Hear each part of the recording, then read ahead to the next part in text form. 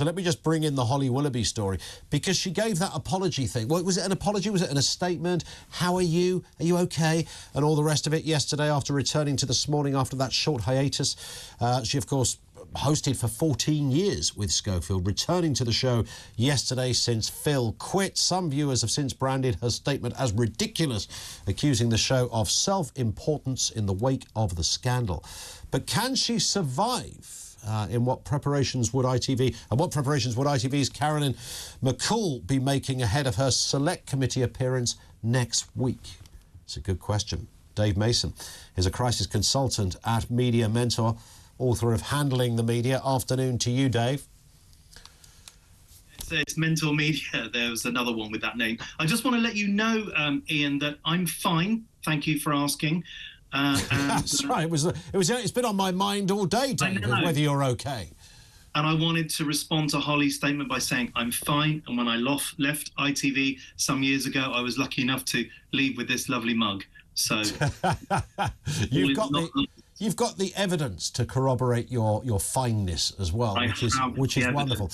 If you had been specifically advising Dave on that moment, I mean, and let's just have some perspective here. This is not the United Nations. This is not a Churchillian statement after peace finally came from a terrible war.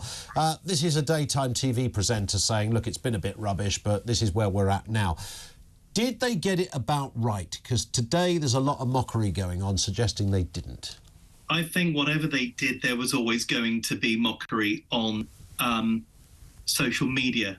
One of the issues, of course, you have is authenticity. And that's the same when executives have to go on television and say sorry for anything. And one of the things that I'm involved in coaching organizations now in doing is making sure it's real, it's authentic, and that you're saying sorry for the right things. The mockery comes for Holly Willoughby because she put her hands on her heart and said, now speaking from the heart, as she read from an Autocue. True. And that's the moment where it didn't work for me. And I felt, well, it could have been authentic up to that moment. Yeah. And I was coaching some very senior executives only this morning who said, and they're just, lay people consuming the media like anybody else. And some of those people saying, well, it was fine up until the attempt. One of them said, the attempt at crying and looking tearful. Now, that probably was very real, and catching herself on the air and having the hug at the end and all the rest of it. But it does belie some wider issues that are going on, not only in ITV, but in the toxicity we've seen in the media in recent years. For This Morning, it began 10 years ago when Phillip Schofield sat in front of David Cameron, Googled some names of alleged paedophiles at the time in the wake of the Savile situation, and thrust those under the nose of David Cameron. As a result, they were censured by Ofcom, and ITV paid £125,000 at the time to a prominent peer because of Phillip Schofield's actions. Yeah. So what this brings all of this round to, for me, is a culture that talent, which is a strange term in itself because the BBC adopted this some years ago, that the on-screen and on-air presenters somehow know best, are effectively de facto executive producers of a programme. And when they are too close to management and there's a cozying up between those two forces, when a producer says that's not a good idea, they're not listened to. When a senior producer on a programme says, I don't believe that's the best way to do this, they are overruled because the presenter, is seen as, no, let them do what they want. If you remember at the BBC in around 2007, 2008, it was exactly the same situation with Russell, with the Saxgate affair with Russell Brand and Jonathan Ross. That was talent running away out of control, and the producer, not being respected, not being listened to. Now, if we bring this up to date, that was compounded last night by Martin Frizzell, now, of course, known as Martin Frivolous. He'll understand. He obviously has a sense of humour, all his own. He used to be my boss. It's all right. He was my boss at GMTV.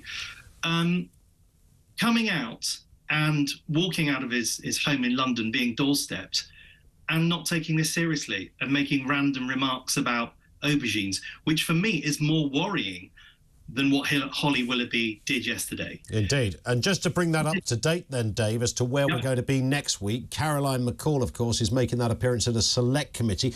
What kind of I'm sure the word aubergine will not get mentioned. Maybe there will be no tears and she won't be reading from an autocue, but what kind of prep does she need to be making for this, what's going to clearly be, in terms of ITV's image and the credibility of the programme and the channel? This is a very important appearance for her. This is an incredibly important moment for a channel. Let's remember a couple of things. ITV is a PLC. Shareholders are watching this.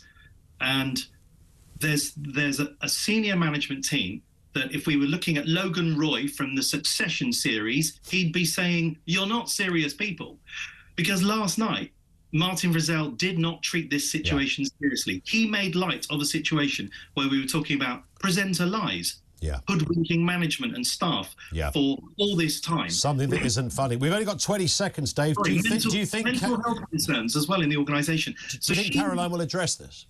She needs to address this. She needs to rally senior management, get them around the table and agree that they need to treat this seriously and show that they are compassionate, they are listening to viewers' concerns, they are listening to staff, very importantly, and empower producers and people who are programme makers to be able to do their jobs properly. There it is. Thorough stuff, Dave. Let's speak again. Great speaking with Dave Mason.